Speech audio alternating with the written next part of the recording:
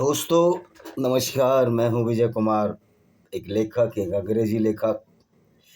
दोस्तों आज हम चर्चा करेंगे कि कुछ किताबें, कुछ पुस्तकें जो कि झूठ और फ्रॉड पर आधारित होती हैं और उसके आधार पर उन किताबों में या पुस्तकों को धार्मिक पुस्तक मान लिया जाता है और फिर भी धार्मिक पुस्तक मानकर उसमें ऐसी ऐसी बातें लाई जाती हैं जो सिर्फ अपने फ़ायदे के लिए होती हैं, उस ग्रुप के फ़ायदे के लिए होती हैं।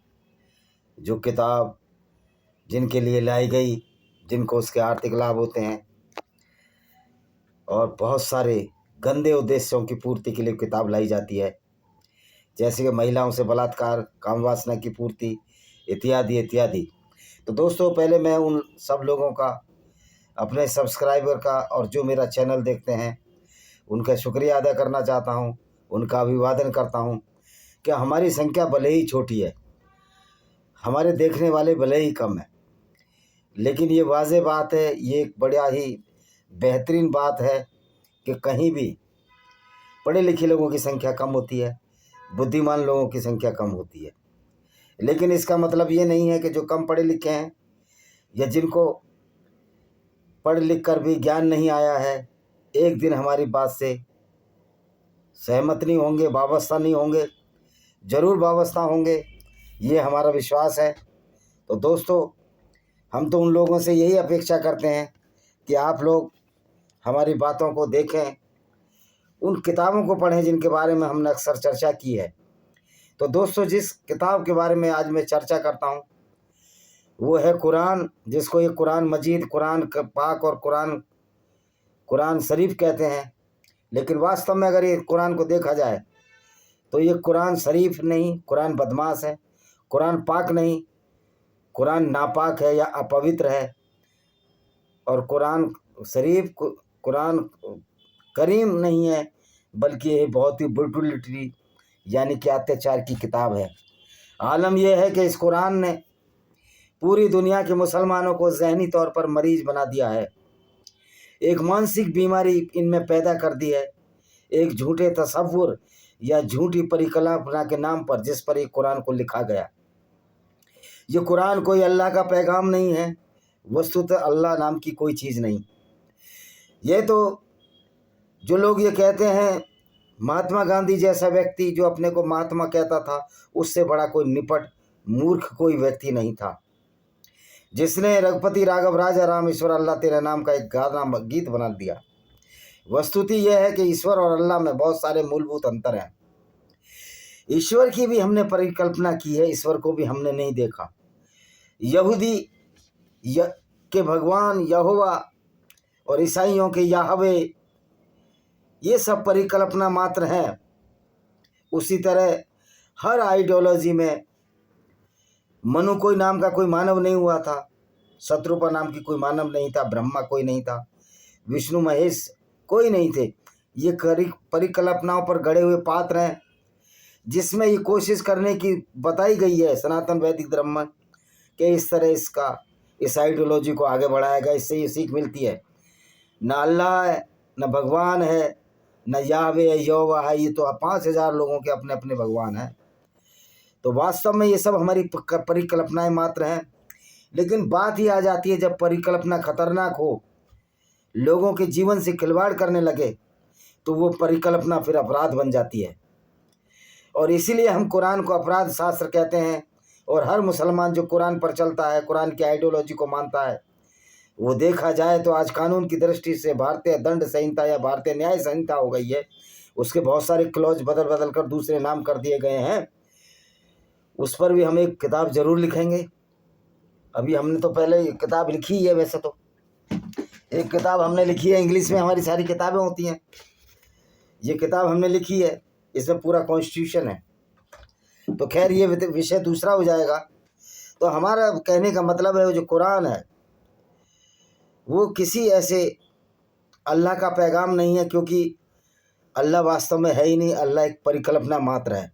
अल्लाह का तसव्वुर सिर्फ मोहम्मद, उसकी पत्नी खदीजा बिन खुवैलिद और वर्का बिन नोबेल जो कि मोहम्मद का साला था, चचेरा भाई था, खदीजा बिन खुवैलिद का, जो कि एक बॉन्ड क्रिश्चियन थी, और बाद में वो मुस्लिमा बनी, पहली मुस्लिमा बनी और पहला मुसलमान मोहम्मद था।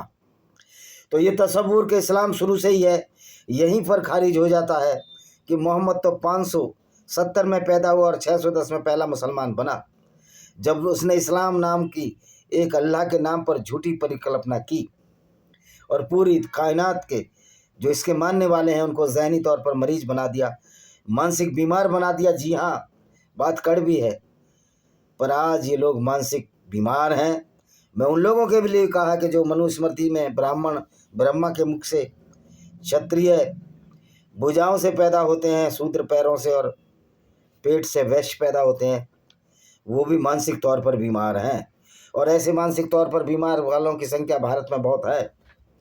उनको बुरा लगेगा, सच्चाई बुरी होती है, लेकिन एक अच्छी बात है कि मनुस्मृति को इस जीवन में कॉन्सेप्ट में वो लाना नहीं चाहते, क्योंकि ये संभव ही नहीं है, क्योंकि हिंदुओं में भी बहुत सारा विरोध है इसमें। यहाँ से इतर कुरान की एक खासियत है कि कुरान को ये अपनाता जो मूर्ख हो, जिसमें ज्ञान ना हो और जो मानसिक रूप से जिसका ब्रेन वॉश हो, जिसका दिमाग मस्तिष्क से काम ना करता हो, जो तर्क से काम ना करता हो, वही मुसलमान कहलाता है। तो दोस्तों, ये अल्लाह का तसव्वुर था, जो अल्लाह की परिकल्पना थी। ये सिर्फ मोहम्मद, उसकी पत्नी खदीजा और उसके चचेरे साले वर्का बिन नोबल की दिमाग की उपज थी, जिन्होंने एक कमरे में बैठकर एक कहानी गढ़ दी कि मोहम्मद गया था हीरा की गुफा में, जो मक्का से 10-12 किलोमीटर दूर है, और वहाँ से वो कांपता हुआ आया कि मुझे कोई फरिश्ता दिखा। वो जब बचपन में मोहम्मद छोटा था, उसके दिमाग में बातें घर कर गई थी, क्योंकि जन्मजात मुसलमान तो था नहीं, वो एक यहूदी था। उसका उसका कुरैश कबीला था, बनु कुरैश यहूदी कबीला था, और उसका हासिम उसका ग्रुप था या ख़ानदान था, जो किलान बोलते हैं। तो ये यहूदियों के मेले में जाता था, देखता था कि लोग किस तरह अपने नबी का गुणगान करते हैं, अपने पैगंबर का गुणगान करते हैं। और उसी कड़ी में ये वहाँ मेलों में इसके भी उत्कंठा होती थी। इसका पिता तो इसके जन्म देने से 18 महीने पहले मर गया था। अब ये भी विषय बड़ा ही विवेचना का हो जाता है कि वास्तव में मोहम्मद का पिता अब्दुल्ला था या कोई और। और जब ये 4 साल का हुआ, इसको जब 4 साल से भी कम समय का था, तो इसको इसकी दाई हलीमा ने पाला। इसकी माँ ने, अमीना बी ने इसको हलीमा को दे दिया था। और जब ये हलीमा ने इसको वापस कर दिया कि इसको मिर्गी के दौरे आते थे, मेंटल डिसऑर्डर था, बचपन से मोहम्मद मानसिक रूप से बीमार था। उस तवाजुम का, उस चीज़ का फ़ायदा मोहम्मद ने उठाया और एक ऐसे अल्लाह का क्रिएशन कर दिया जो कि कहीं रखता ही नहीं, कोई है ही नहीं। क्योंकि दुनिया को बनाने वाले को तो ये ज्ञान होना चाहिए कि दुनिया की संरचना, दुनिया का विकास कैसे हुआ, आविर्भाव कैसे हुआ, कैसे ऑरिजिन ऑफ स्पीसीज बनी। ये तो सनातन वैदिक धर्म में भी इस बात का उल्लेख नहीं है सिवा वेदों के। क्योंकि मनुस्मृति को मैंने इसलिए कुछ बिंदु पर मूर्ख स्मृति कहा है। जैसे ब्राह्मण ब्रह्मा के मुख से क्या बच्चेदानी थी, ये क्या संभव है? तो इस तरह की मूर्खता है पूर्ण बातों को, लेकिन हिंदू समाज ने मनुस्मृति को कभी गले नहीं लगाया और न कभी गले लगाएंगे। ये चंदे कुछ ब्राह्मणवादी व्यवस्था के लोग मनुस्मृति को सही साबित करने की कोशिश करते हैं, लेकिन मैंने तो उनको भी चैलेंज दिया है। एक स्वामी जी हैं जो मनुस्मृति का बड़ा प्रचार प्रसार करते हैं कि अगर आप में थोड़ा भी ज्ञान और विवेक है तो आमने सामने बहस करो, मैं साबित कर दूंगा मनुस्मृति एक झूठ और फ्रॉड है। कुछ बातें इसमें अच्छी हैं। नारी के बारे में मनुस्मृति में कहा गया, यंत्र रमते यत्र पूजते नारी तत्र वसते देवता बसते हैं, जहाँ नारी की पूजा होती है।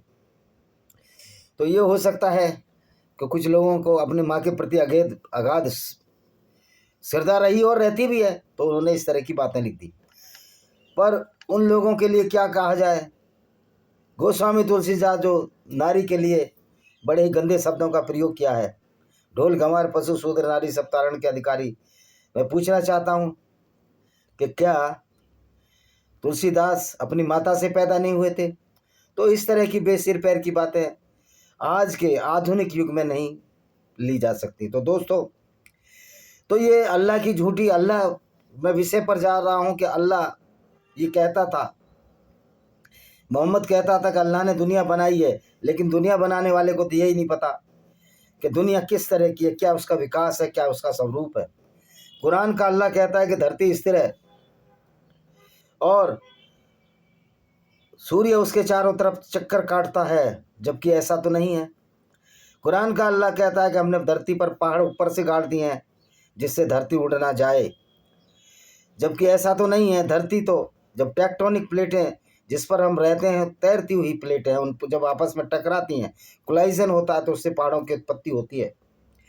तो दोस्तों यहाँ तक तो ठीक था, आप झूठी परिकल्पनाओं में रहिए। लेकिन जब मोहम्मद के दिमाग में एक आपराधिक प्रवृत्ति का जन्म हुआ जिसका कि नाम इस्लाम है, उससे पूरी दुनिया आजीज आ गई, तंग आ गई। इस्लाम ने, इसलिए मोहम्मद ने अपने फ़ायदे के लिए सारी वो आयतें उतारी। और पहली आयत जो इस इकरा में लिखी हुई है, और वैसे इसका मुद्दा तीर में भी है, और 68 नंबर सूरा में भी इसका वर्णन है कि मोहम्मद के पास एक फरिश्ता आया।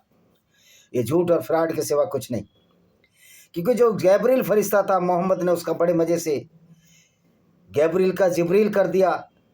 जितने मूसा को मोजेस को मूसा कर दिया, सारी कहानी यहूदियों से चुरा ली। हाँ, यहूदी और ईसाई धर्म में भी हिंसा है, बहुत हिंसा है। कुरान से भी अगर खतरनाक हिंसा है तो यहूदियों में है, जो कि गाय की कुर्बानी देते हैं।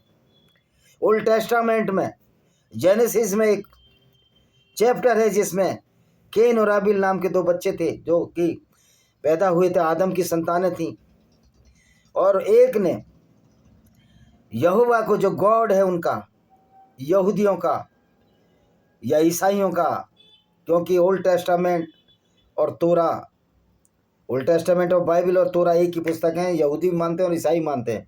और जो जीसस के लिए किताब है वो न्यू टेस्टामेंट और बाइबल है, यानी बाइबल दो पार्ट में, एक यहूदियत की बात करती है। तो मैं यहूदियत में जो जेनेसिस चैप्टर है उसमें केन और आबिल में एक ने यहोवा को भेड़ दी जिसमें कि फल फूल पत्ती थे, किसान था, और एक ने जो भेड़ बकरी पालन करता था, उसने नया ताज़ा निर्दोष भेड़ काट कर उसकी चर्बी भगवान को चढ़ाई, और उससे उनका यहोवा खुश हो गया।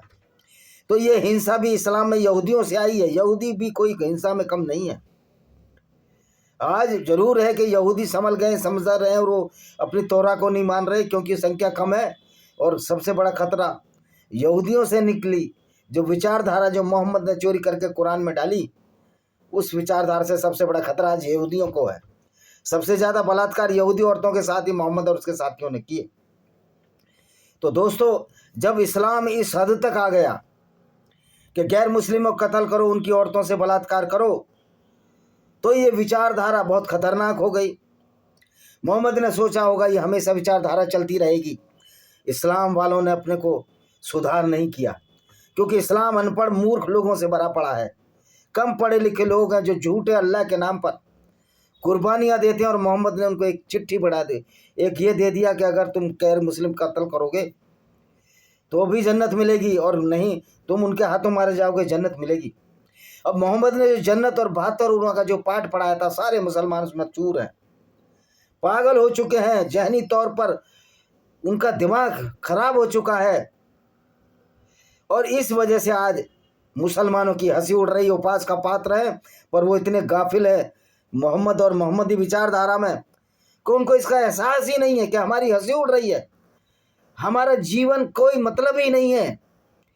खुलेआम हमने मौलाना को, इमाम, कोई भी दुनिया का इमाम आ जाए विजय कुमार से बहस कर ले, कोई भी ब्राह्मण आ जाए विजय कुमार से बहस कर ले, कोई भी ईसाई और यहूदी आ जाए मेरे से बहस कर ले, मैं साबित कर दूंगा कि हर धर्म की पुस्तक में कुछ ना कुछ झूठ, फ्रॉड, लफाजी है। और इस्लाम इसलिए ज़्यादा खतरनाक हो जाता है कि कुरान पर आज पूरा मुसलमान चलता है, कुरानी गुंडागर्दी को फॉलो करता है। इसलिए दोस्तों, ये झूठे अल्लाह के चक्कर में हमारा मुसलमान मानसिक और जहनी तौर पर बीमार था। ये है ये पहला वीडियो है। फिर अगला वीडियो कल डालूंगा, 15 मिनट से ज़्यादा का वीडियो आप देखते नहीं है। इसी के साथ मैं इसको सलाम करता हूँ, इसको आप लोगों को फिर शुक्रिया अभिवादन व्यक्त करता हूँ कि आप झूठी बातों में ना आकर जितने भी कम लोग देख रहे हैं, देखिए हमेशा कमी लोग होते हैं जो शुरुआत करते हैं। कहावत है कि पहले लोग आपका विरोध करेंगे, नहीं इस्लाम में ऐसा नहीं है, ऐसा नहीं है। जब आप उनको चैलेंज कर दोगे तो वो आपके साथ चले जाएंगे और उस ऐसी गुंडागर्दी वाली विचारधारा को छोड़ने के लिए सहमत हो जाते हैं। यही वजह है कि आज एक्स मुस्लिमों की संख्या में लगातार इजाफा होता जा रहा, वृद्धि होती जा रही है। वंदे मातरम, जय हिंद, आपका दिन शुभ हो।